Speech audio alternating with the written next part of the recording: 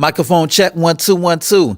This is your host, not some baby, and this is another episode of Swingers After Dark. You know, I got a little nickname for Facebook.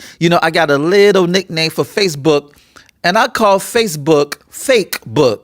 You dig? And you know, there's a lot of illusions going on. There's a lot of smoke and mirrors. You know, there's a lot of fake and fraudulent shit on social media, better known to everybody as Facebook or even Instagram, even Twitter, even LinkedIn, or whatever the fucking case. But because as of now, FakeBook is the number one social media platform, I'm going to talk about that. You dig? And you know, FakeBook. Yes, I'm going to call it FakeBook. You got people on FakeBook, you know, they posting pictures of each other, you know, selfies and group pictures. You feel me? They form like Voltron. You know, they one big happy family. They're friends. You know, when you see shit like that, when you see a group picture and people are smiles and huggy and kissy and chummy and all that good stuff, you feel good about that. It's like a beautiful feeling. But guess what? All that shit is fake, man. All that motherfucking shit is fake. Why not, son? Why you say it's fake? It's fucking fraudulent because you know they don't like each other. They just doing it for the fucking cameras. You know, they don't like each other. You know that person don't like that person for whatever reason. This person don't like that person for that reason. Like it's like you know that. You know for whatever reason they don't like each other. They don't fuck with each other. And it's crazy. It's like, this is not secondhand information. No, man. It's like, you know that this person don't like that person because they told you. They gave you the drop. But it's like, I'm thinking to myself, yo, if you don't like that person and you talking shit about that person behind that person's back, who's to say you're not going to do the same shit to me? Who's to say? Like, what makes me motherfucking special? So that's why I say, you know, family, fake love is worse than real hate. I'm going to say that again. Fake love is worse than real hate because when I know you don't fuck with me, I know to keep my distance from you, from arm's length. I know to avoid you. You feel me? I already know what is what, who is who. I already know that. But when somebody pretend that they fuck with you when they really don't, it's crazy. It's confusing because, you know, a lot of people pretend to like you until they get an opportunity to express their true feelings about you. And, you know, fake love is like, you know, when you watch these crime shows, right? Or like police investigations in real life on the news and your block, your neighborhood, your city, state, whatever the case may be. And, you know, let's say a crime has been committed or even a murder. The first person that authorities are going to interview is the spouse. The spouse, the family, the friends, the associates, the co-workers, or whatever the case. Why? Because they know that whoever did that crime is close to the person who was a victim. Because a lot of crimes and murders, they have a motive. So the first person they're going to interview is the person who's closest to the victim. Why? Because you know damn near everything about the person who you know. Y'all with each other every day. Y'all know each other's routines, habits, moods. When you know that person, whether that person is coming or going. You know these things. You know whether that person is coming or going. And it's like, the closest person to you could fuck your shit up. Real talk. The person who's closest to you could make your shit implode from the inside. You know what I'm saying? Because they're closest to you. A lot of people who are closest to you, they could fuck your shit up because they know your secrets and they could use any and everything you do and say against you. And it's like, I'm not saying that you should be paranoid. I'm not saying that you should not be trusting of people. I'm just saying is be leery of people who you trust with certain information. Be leery of your friends because you don't know if this person have your best interests at heart.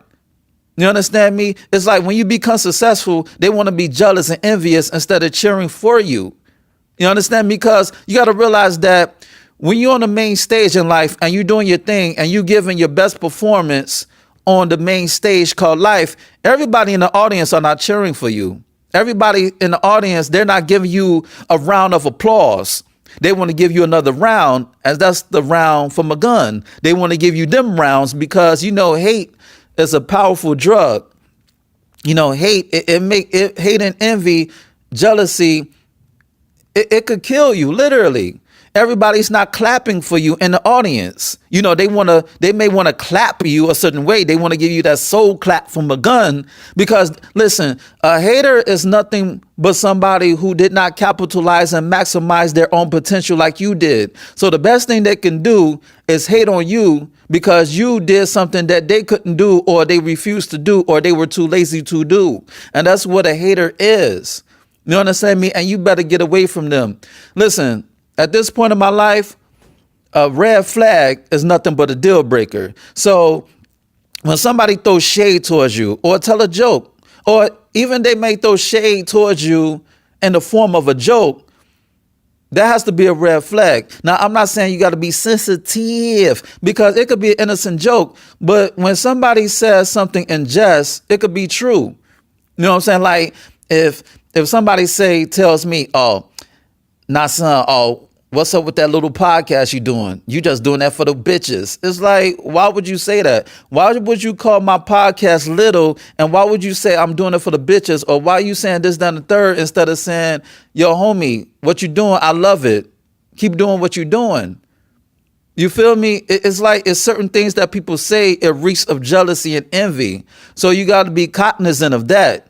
Because a lot of people, they want to see you do good, but they don't want to see you doing better than them. That's the thing. They want to see you do good, but they don't want to see you doing better than them because they saw you doing your growth. The people closest to you, they saw you rise to the ladder of success, and you leaving them behind. But you're not leaving them behind because if they were in their right mind, they'll know that you will pull them in. But even if you pull them in, jealousy is eating their heart out, is ripping them apart, that even when you pull them in, they'll still fuck your shit up. And that's the tragedy of it all. That's the tragedy of it all. And it's like, you will never know how people really feel about you until they're angry, because they get emotional and they say the first thing that comes out their mind that they may regret later. But fuck that shit. You already said it. The horse has already left the motherfucking barn. I can't get him back. I can't. They done ran off. Just like how you ran your motherfucking mouth and you told me your true feelings about me. So when people get angry, they express their true feelings about you. When they get drunk, that sober tongue expresses their true feelings about you. When you can't give them anything, their true feelings, they'll say their true feelings about you. So when they're drunk, when they're angry, and when you can't give them anything, they express their true feelings about you. All this animosity that they harbored during this time, and you didn't even know. You thought this was your road dog. You thought this was your friend. You thought this was your homie. But they're praying for your downfall behind closed doors. And there's a cancer that you don't even know about. They're just creeping. And it's like, you know, what doesn't come out in a wash will come out in the rinse, because time will reveal whether or not this person is your friend. You understand me? Because you got to realize that a lot of friendships are only as good as the opportunity that each one could give each other. You know, a lot of people are opportunists, and, you know, people use you as an opportunity. You understand? So you got to know who has your best interest. You got to know who's with you and who's not with you. And time will reveal. And the cool thing about it, you could be cool with somebody for 25 years and they'll still snake you. Real talk. It's like, I never believed in magic tricks until my dog turned into a motherfucking snake. You understand me?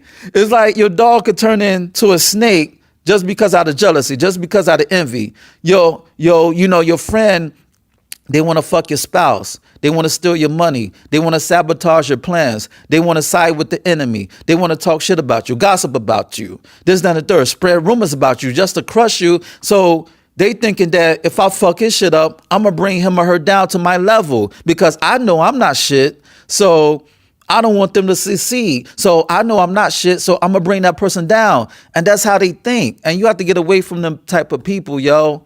Sometimes you got to change your circles. You know, you got to change your circles when people box them in a square. You feel me? When people box themselves in a square of despair, misery, hate, jealousy, and envy, you have to get out and form your own circle, man, because, you know, it's crazy. People could, you know, you got to realize that miserable people get a thrill out of making other people miserable because they know that they're not going to go anywhere in life. And you got to be cognizant of that. So family, you have to assess your friendships, because just because you cool with somebody, that doesn't make them your motherfucking friend. That doesn't make them a friend. Like, you have to put people in categories. Just because I see somebody at a party every now and then, that doesn't make them a friend. Just because I may drink with somebody, that doesn't make them a friend. Smoke with somebody, hell, even fuck shorty, that doesn't make her my motherfucking friend. You know, a friend is an action word more than a noun. It's a verb, because everybody want to be, everybody want to be friends. Everybody want a friend, but nobody don't want to be the friend. I'm going to say that again. Everybody want friends, but nobody want to be the friend. And when I say be the friend, I mean put in work. Be with your friend through thick and thin. You know, it's loyalty, dedication. You got to put in the work. I'm not saying that you got to be, you know, you don't have to be an errand boy. You know, you don't, have to do, be a pushover, be a lackey. I'm not saying that. I'm just saying hold your friend down to the best of your abilities and stay true. If somebody's talking shit about your friend, you check them. Real talk. It's like, I've seen instances where so-called friends chilling out with the enemies. That's not a friend. When you see your so-called friend chilling or conversing with the enemy, back up from them, yo, because that friendship is not strong. I've seen the strongest bonds get destroyed over the weakest shit. Real talk. And if it get destroyed over the weakest shit, then it wasn't strong to begin with, man. So you got to realize that, I'm not saying that you got to be paranoid. I'm just saying that separate your friends from people who you're just cool with, because there's a lot of people, they hang out with people who they don't fuck with just so they won't be alone, just so they won't be lonely. And it's crazy. You're that desperate to have friends that you'll fuck with people who you don't even dislike just so you won't be lonely. But guess what?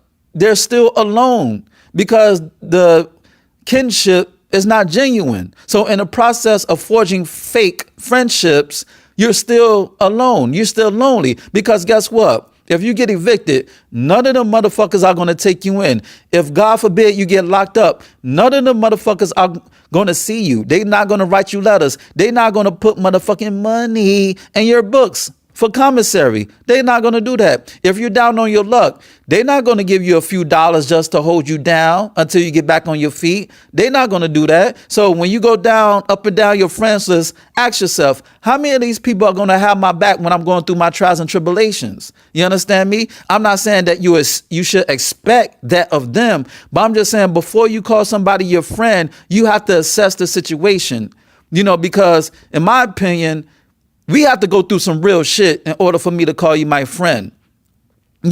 Everything is good when people are smiles and giggles, but are you going to weather the storm? When I'm going through some real shit and vice versa, are you going to be there? Because it's easy to celebrate. It's easy to be a soldier when there's no war. You feel me? It's easy to celebrate when everything's going good. But what about when I'm fucked up and struggling? Are you going to be around? You're around during my shine, but are you going to be around when I'm dimmed, when I'm fucked up? So that's the questions you should ask yourself. Because guess what? Time will reveal who your true friends are. Because what doesn't come out in a wash will show in the rinse, and out of darkness comes light, man. So, I just wanted to build with the family right quick. Everybody don't have your best interests, and you have to separate friends, allies, and associates. A friend is going to be there with you through thick and thin. An ally is somebody, they may hold you down, but they're not with you every day. And then an associate, y'all just on some high and by shit. Y'all cool, but y'all not that damn cool. And a lot of people don't know how to differentiate the three. They don't know how to distinguish the three. And that's why there's so much conflict and confusion and expectations that should not have been there in the first place. You feel me? Like, just because you're cool with somebody, that doesn't make that person your motherfucking friend. You feel me? So once again, friend is an action word. not a noun. You dig? So, keep your eyes and ears open, because there's been times when I thought I was cool with people and they shitted on me.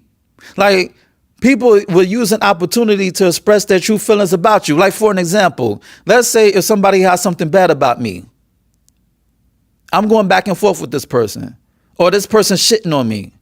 Then this person, the other person who I thought were cool with me, they'll jump in the conversation to express their true feelings about me. And I'm like, yo, damn, we were just kicking it last night. So now you don't fuck with me anymore? It's like you never know who's holding animosity towards you. But once again, time will reveal. Time always reveals itself. You feel me? Time always reveals itself. You should not put too much trust in people, because the flesh is weak. And people are fickle. Emotions is like the motherfucking wind, man. 1 minute it flows west, 1 minute it flows east, 1 minute it's north, 1 minute it's south. So life is a motherfucking bitch, man. But fuck it. It is what it is. So I'm out this piece. You know what I'm saying? Be safe.